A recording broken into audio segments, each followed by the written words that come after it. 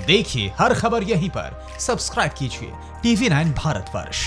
बात करते हैं इस वक्त की बड़ी खबर को लेकर। यूपी में भारत नेपाल बॉर्डर पर एक संदिग्ध गिद्ध मिलने से हड़कंप मच गया है। इस गिद्ध के पंखों पर आपको बता दें टैनिंग हो गई है और इसकी पीठ पर बाकायदा GPS डिवाइस लगाया गया है। फिलहाल वन विभाग के अधिकारी जो हैं वो इस गिद्ध की जांच कर रहे हैं। लेकिन बड़ी खबर एक बार फिर आपको बता दें कि कुशीनगर में ये संदिग्ध गिद्ध मिला और इस गिद्ध के दोनों पंखों पर टैग लगा हुआ है।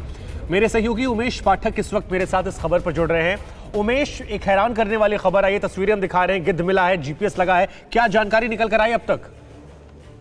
देखिए शुभंकर, मैं बताना चाहूंगा कुशीनगर के बरवापट्टी थाना क्षेत्र का रामपुर गांव है, जहां पे सुबह आज एक गिद्ध मिला है जिसके दोनों पंख में टैग लगा हुआ है, GPS भी उसकी पीठ पर लगा हुआ है।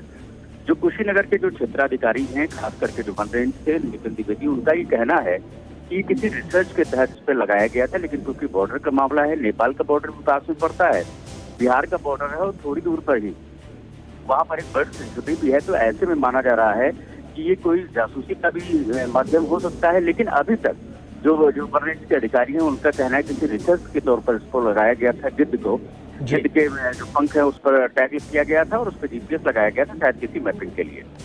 ठीक है, बहुत बहुत शुक्रिया उमेश आपका। जैसे कोई नई अपडेट आती है एक बार फिर हम आपके पास रुक करेंगे, आगे अपडेट लेंगे। लेकिन ये तस्वीर आप देखिए, दो तस्वीरें हम आपको दिखा रहे हैं। पहली तस्वीर जहां पर ये गिद्ध मिला और इसके बाद बाकायदा हम आपको जूम करके दिखा रहे हैं कि कैसे यहां पर पंख पर टैग लगा हुआ और टैग के अलावा एक GPS डिवाइस भी लगा है, जो इस वक्त हम आपको तस्वीरों के जरिए दिखा रहे हैं। दो तस्वीरें अभी तक, और ये देखिए यही वो डिवाइस है जो यहां पर लगा है। लेकिन जैसा कि मेरे सहयोगी उमेश बता रहे थे, ये बताया गया कि रिसर्च से जुड़ा हुआ मामला हो सकता है। हालांकि बॉर्डर क्योंकि नजदीक है, नेपाल बॉर्डर बिल्कुल करीब है कुशीनगर से, तो लिहाजा सतर्कता जो है बढ़ती जा रही है और इसको लेकर जांच पड़ताल भी की जा रही है। लेकिन शुरुआती जांच में जो बात निकलकर सामने आई है वो यही है कि ये रिसर्च से जुड़ा एक मामला हो सकता है। दिल्ली के महरौली में एक सब्जी वाले के कोरोना पॉजिटिव पाए जाने के बाद महरौली समेत दूसरे इलाकों में फिलहाल दहशत का माहौल है। साउथ दिल्ली के महरौली इलाके में एक सब्जी बेचने वाले हॉकर के कोरोना पॉजिटिव पाए जाने के बाद स्थानीय लोगों में काफी दहशत है।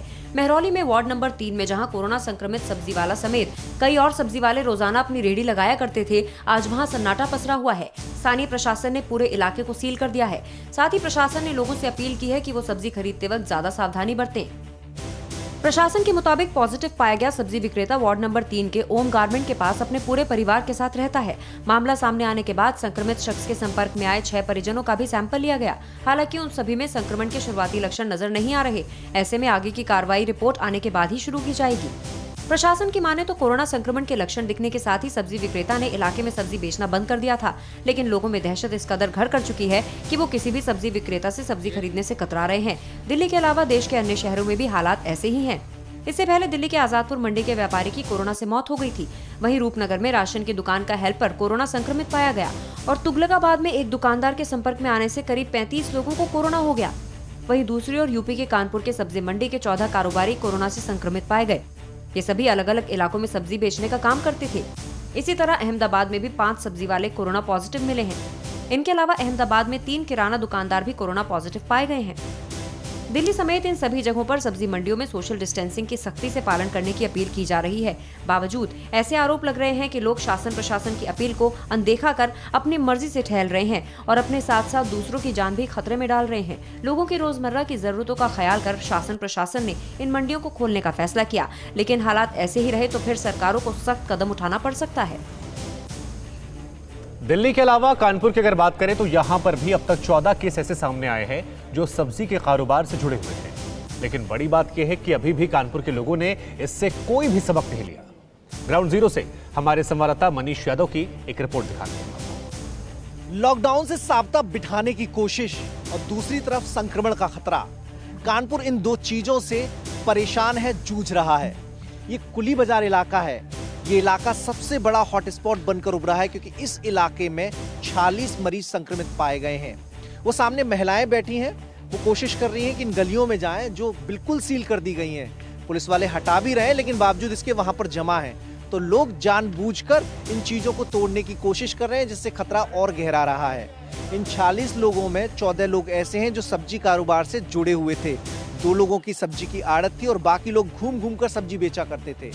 अब सवाल प्रशासन के सामने ये है कि ये लोग कहां कहां सब्जी बेचने गए और किन किन लोगों ने इनसे सब्जी खरीदी, वो सब जांच के दायरे में होंगे। इसके अलावा कुली बाजार और उसके आसपास के इलाकों में जो जो मस्जिद है जहां इन लोगों ने नमाज अता की, उनकी जांच करना भी प्रशासन के लिए बहुत मुश्किलों भरा है। सब्जी मंडी के कारोबारियों में इसके संक्रमण की खबरें आने के बाद कल जो रिपोर्ट आई है उसमें भी कई ऐसे लोग हैं जो तबलीगी जमात से जुड़े हुए थे, जिसमें कुछ बच्चे भी शामिल हैं। उसके बाद लॉकडाउन को सख्ती से लागू कराने की कोशिश कानपुर में होने लगी है। सिटी मजिस्ट्रेट हिमांशु जी साथ में है। सर, आज चूंकि भीड़भाड़ बहुत दिखाई दे रही है कानपुर शहर में, हमारा पुलिस का प्रशासन की जो टीम है, हम लोग आप देख सकते हैं लगातार एक टीम की तरह यहाँ पे बराबर भ्रमण कर रहे हैं। जहाँ पे भी हमें इस तरह का कोई दिख रहा है जो फुटकर सेल कर रहा हो, तो उसको हम लोग तुरंत FIR कराते हैं। जो आंकड़ा 107 तक अगर कानपुर का पहुंचा है तो कम्युनिटी स्प्रेड का जो एक इंडिकेशन है वो यहाँ से दिखाई दे रहा है, जो कि कानपुर के लिए और घातक हो सकता है।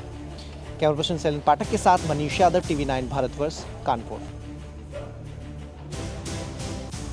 और एक अहम खबर की बात करते हैं। दरअसल लॉकडाउन के बीच ही कल से रमजान की शुरुआत हो जाएगी। कोरोना से जंग भी लड़ना है और रोजे भी रखना है। ऐसे में दिल्ली वक्फ बोर्ड में रोजेदारों के लिए एक स्पेशल गाइडलाइन जारी की है।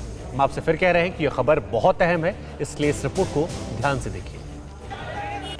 इस बार रमजान का पाक महीना कोरोना की महामारी और लॉकडाउन के बीच ही शुरू होने वाला है। 25 अप्रैल से शुरू हो रहे इस पाक महीने को लेकर वैसे तो बाजारों में रौनक दिखती थी, लेकिन इस बार हालात अलग हैं। लॉकडाउन का पालन भी करना है और इस खतरनाक बीमारी के खत्म होने की दुआएं भी करनी है। ऐसे में देश की बड़ी मुस्लिम संस्थाएं और संगठन लगातार लोगों से अपील कर रहे हैं कि रमजान के महीने में घरों में ही इबादत करें। ऐसी ही एक अपील दिल्ली वक्फ बोर्ड ने की है, जिसमें सिलसिलेवार ढंग से लॉकडाउन का पालन करने को कहा गया है। दिल्ली वक्फ बोर्ड ने रमजान में दिल्ली के सभी इमाम को ये गाइडलाइन जारी की है। दिल्ली वक्फ बोर्ड ने सभी रोजेदारों से अपील की है कि वो लॉकडाउन के दौरान अपने घरों में ही नमाज पढ़ें और तरावीह की नमाज का इंतजाम भी घर में करें। मस्जिद में सिर्फ 3 लोग नमाज पढ़ने जा सकते हैं। बोर्ड ने मस्जिदों में साफ सफाई का ध्यान रखने की अपील की है। बोर्ड ने खास तौर से कहा है कि लोग सरकार और हेल्थ विभाग की ओर से जारी किए गए दिशा निर्देशों का पूरी तरह से पालन करें। देश को कोरोना जैसी महामारी से निजात दिलाने के लिए रमजान के पवित्र महीने में विशेष दुआएं की जाएं। लोगों में जागरूकता फैलाने के लिए मस्जिदों के लाउड स्पीकर से हर अजान के बाद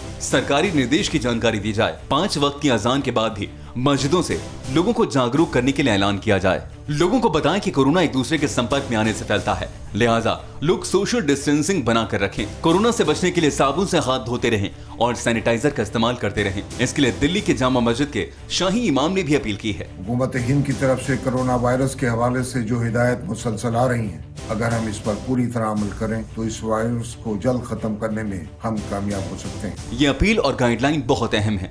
उम्मीद है कि इस बार रमजान में लोग देश की खातिर एक अलग मिसाल पेश करेंगे और कोरोना की जंग में भागीदार बनेंगे। अड़ी सोमवार से शुक्रवार शाम 6 बजे सिर्फ TV9 भारतवर्ष पर।